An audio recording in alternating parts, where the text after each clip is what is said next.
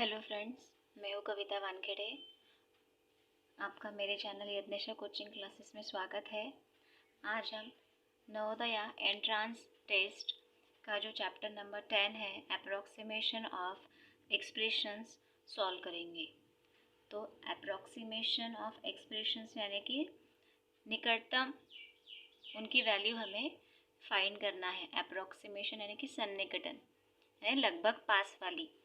जैसे कि यहाँ पर देखिए एक अप्रोक्सीमेशन के बारे में, an estimate of the value of some quantity to a desired degree of accuracy, यानी उसकी एक्यूरेट वैल्यू नहीं, केवल उसके लगभग वैल्यू हमें फाइंड करना है। कुछ एग्जांपल्स यहाँ पर सॉल्व करके दिए गए हैं। Round off 43 multiply 34 to tens. अब यहाँ पर हमें 43 और 34 इन दोनों की अप्रॉक्सीमेट वैल्यू निकालनी। राउंड फिगर जैसे हम बोल सकते हैं कि जैसे 43 है तो इसको हम लगभग 40 कहेंगे, 34 है तो लगभग 30 कहेंगे। अब ये भी कैसे निकालते हैं, देखिए जैसे 43 की हमें अप्रॉक्सीमेट वैल्यू निकालनी है नियरेस्ट टेंस, तो हम क्या करेंगे, 43 किसके बीच में है, तो 40 और 50 के बीच में है ना। 40 से ऊपर है, 50 से कम है। तो अब इसकी अप्रॉक्सीमेट वैल्यू 40 आएगी या 50 आएगी। तो सबसे पहले 40 और 50 इनका जो मिडल पॉइंट होता है ना, वो होता है 5। यानी अगर 5 से छोटा या 5 के पास है तो वो 40 के नियरेस्ट जाएगा, और अगर 5 से बड़ा है तो 50 के नियरेस्ट। अब 40 तो हो गया, 3 जो है वो देखिए 5 से बड़ा है या छोटा है, छोटा है मतलब वो 40 के नियरेस्ट जाएगा। तो इसीलिए 43 का अप्रॉक्सीमेट वैल्यू होगा 40। और उसी प्रकार 34 का निकालेंगे तो ये 30 और 40 के बीच में है। तो अब 4 जो है वो हमें देखना है।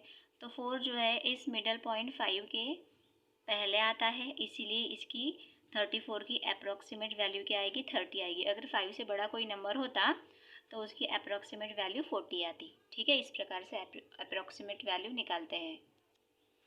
यहाँ देखिए उन्होंने क्या किया, इस प्रकार से उनकी अप्रॉक्सीमेट वैल्यू निकाली नियरेस्ट टेंस, और बाद में अप्रॉक्सीमेट वैल्यू का मल्टीप्लाई कर दिया तो उन्हें मिल गया आंसर 1200।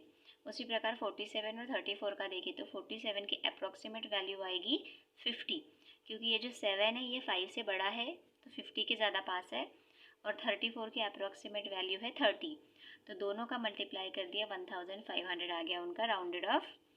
47 multiply 34 to 10 is 1500।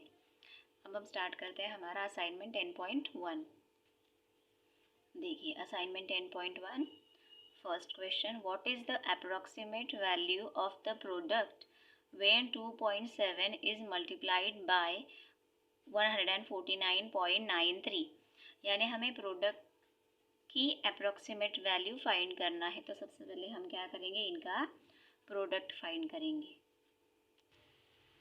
ये हमने फाइंड कर दिया इनका प्रोडक्ट 149.93 मल्टीप्लाई बाय 2.7, मल्टीप्लाई करने के बाद अब हम इनको ऐड कर देंगे तो 1, 5 + 6 11 का 1, 1 कैरी, 9 + 9 18, 1 कैरी, ये 14। इस तरीके से हमारा आंसर आ गया। इसे पूरा तो हमें पढ़ना नहीं है क्योंकि यहाँ पर देखिए अब यहाँ पर डेसिमल जो है इस नंबर में 2 डिजिट के पहले है और यहाँ पर 1 डिजिट के पहले, तो पूरा मिला के कितने डिजिट हो गए, 3 डिजिट हो गए, तो हम 3 डिजिट के पहले डॉट लगा देंगे। तो हमारा आंसर आया 404.811। तो अब इसकी अप्रोक्सीमेट वैल्यू क्या आएगी, आप बता सकते हैं। 300 तो नहीं हो सकता, 375 भी नहीं हो सकता, 447, ये अप्रोक्सीमेट वैल्यू जो है वो 0 की जो मल्टीपल्स होते हैं उनके साथ ही होती है, और ये 450, तो इसकी अप्रोक्सीमेट वैल्यू क्या आएगी, 450। ठीक है, अब सेकेंड क्वेश्चन देखते हैं। When 93.45 is divided by 0.015, the approximate quotient is, हमें approximate quotient निकालना है। तो इसके लिए हमें इन दोनों को पहले 93.45 को 0.015 से डिवाइड करना पड़ेगा। तो सबसे पहले हम इन्हें इस डिवीज़न के फॉर्म में लिख देते हैं। अब हम क्या करेंगे, सबसे पहले ये डेसिमल को हटा देंगे। देखिए तो इस डेसिमल को हटाओगे तो इसके बाद 3 डिजिट है, इसीलिए इसके उल्टा ऊपर जाएंगे 3 0 यानी कि 1000, और यहाँ पर ये डिजिट कैंसिल होगा तो नीचे आएंगे 2 0। ठीक है, अब हम क्या करेंगे, ये 2 0 से ये 2 0 कट। अब यहाँ पर कितना बचा हमारे पास, और इस 10 का मल्टीप्लाई भी इसमें कर दिया, इस तरीके से हो गया। अब हम इसे डिवाइड कर देते हैं, तो आप डायरेक्ट भी डिवाइड कर सकते हो।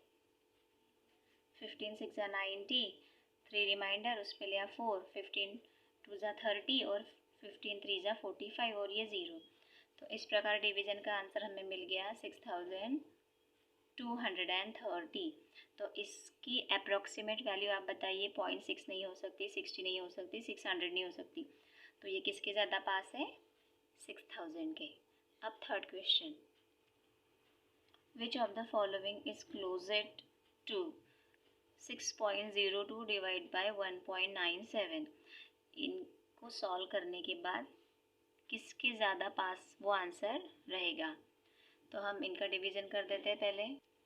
देखिए इस तरीके से लिख दिया। तो अब हम डायरेक्ट क्या करेंगे, देखिए यहाँ पर भी 2 डिजिट के पहले डॉट है और यहाँ पर भी 2 डिजिट के पहले डॉट है, तो डॉट को मैं ऐसे भी काट देती हूँ डायरेक्ट, वरना फिर वो कैसे होगा। देखिए ये डॉट हटाएंगे तो ऊपर जाएंगे 100 और ये डॉट हटाएंगे तो नीचे आएंगे 100। क्यों, क्योंकि डॉट के पहले जो है 2 डिजिट है, तो इसीलिए डॉट हटाने के लिए उसके अपोजिट प्लेस पर 2 0 लगा देंगे, जैसे कि 100 से, यानी इसे 100 से डिवाइड करेंगे तो ये आंसर मिलेगा हमें डेसिमल में।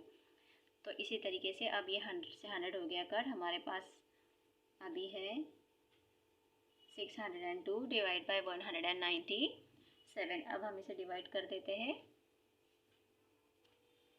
देखिए ये हमने डिवाइड कर दिया, पहले 3 से हो गया, तो अब रिमाइंडर 11 है, तो 11 डिवाइड नहीं होगा, तो हमने लिया यहाँ डेसिमल, यहाँ लिया 0, पर ये भी डिवाइड नहीं हो रहा, तो इसको हम 0 से डिवाइड करेंगे।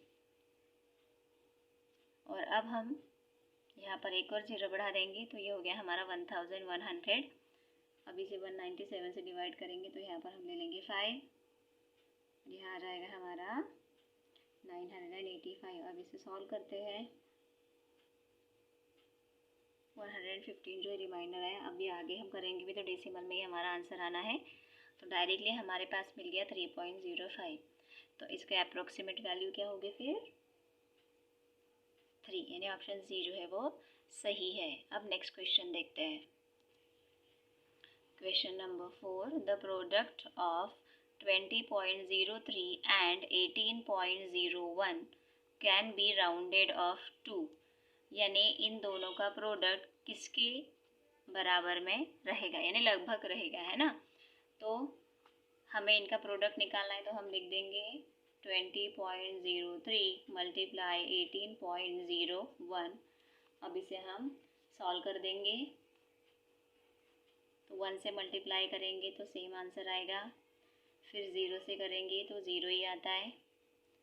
अब हम 8 से मल्टीप्लाई करते हैं, तो 8 3 ज़ा 24, 2 कैरी, 8 ज़ा 0 प्लस 2 2, 0 ज़ा 0 एंड 8 2 ज़ा 16। और अब लास्ट में 1 का मल्टीप्लाई करेंगे तो वही आंसर आना है। इस प्रकार अब इन सबको जोड़ देते हैं, 3 0 4 7 0 6 3।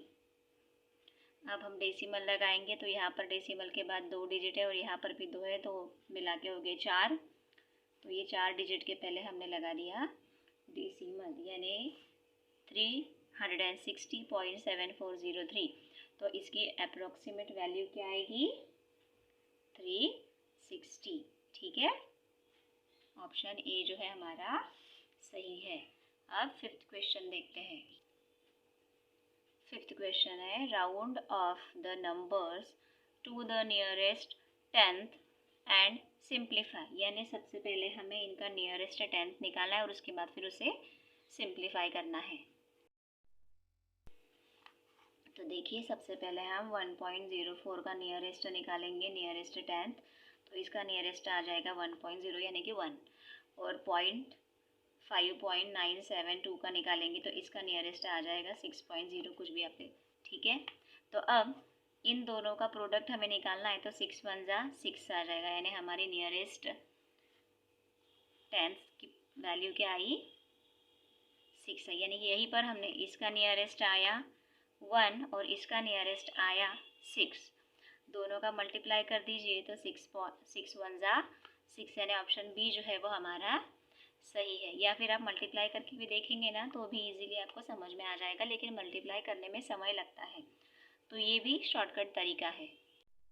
देखिए अगर मल्टीप्लाई भी करेंगे तो इस प्रकार से आंसर आएगा, और ये किसके नियरेस्ट है, तो 6 के नियरेस्ट है ना। अब नेक्स्ट क्वेश्चन देखते हैं। क्वेश्चन नंबर 6 देखिए, 4456 is rounded up to the nearest 1000 as, यानी हमें इस नंबर का नियरेस्ट 1000 वैल्यू फाइंड करना है। तो देखिए सबसे पहले हम ये नंबर लिख देंगे 4456, तो हमें थाउजेंड्स के नियरेस्ट निकालना है, मतलब ये जो नंबर है ये किसके बीच में है, 4000 और 5000 के बीच में, क्योंकि 4000 तो ये है पर ये उसके थोड़ा ज़्यादा है, इसीलिए 5000 और 4000 के बीच में है। अब 1000 की जो मिडल पॉइंट होता है वो तो 5 ही लेंगे हम, लेकिन हम यहाँ पर लेंगे 500। अब एक बात बताइए, ये जो नंबर है 456, ये जो है वो 500 के पहले आता है या बाद में आता है, तो वो पहले आता है, मतलब वो इधर रहेगा, इधर आएगा। तो इसीलिए इस नंबर की नियरेस्ट 1000 प्लेस वैल्यू क्या है, नियरेस्ट वैल्यू 4000 है, तो इसीलिए हमारा ऑप्शन बी जो है वो सही है। अब 7th क्वेश्चन देखते हैं। Question number 7, the value of 2.05 plus 1.01 multiply 2.99 is nearest to, यानी हमें इनकी वैल्यू फाइंड करना है, फिर बताना है कि उसकी नियरेस्ट वैल्यू क्या है। तो सबसे पहले हम क्या करेंगे, पहले मल्टीप्लिकेशन सॉल्व करेंगे, जो हमारा रूल होता है DMAS रूल, इसके अकॉर्डिंग पहले डी यानी डिवीज़न, फिर मल्टीप्लिकेशन, फिर एडिशन और फिर सब्ट्रैक्शन। तो इसमें डिवीज़न तो नहीं है पर मल्टीप्लिकेशन है, तो इसलिए हम पहले मल्टीप्लिकेशन सॉल्व करेंगे।